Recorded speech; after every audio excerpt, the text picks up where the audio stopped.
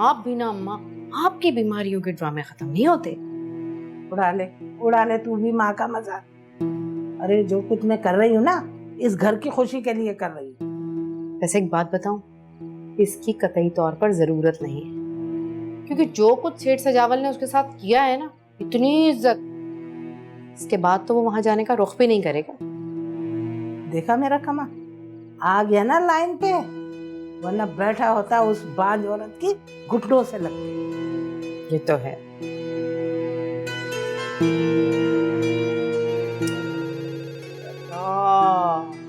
Phone tiding tiding कब से बजे जा रहा है, हवेली से फोन आ रहा है, तंग आ गई मैं, क्या करूं? कुछ नहीं करना, जाके तार निकाल दे। पक्का?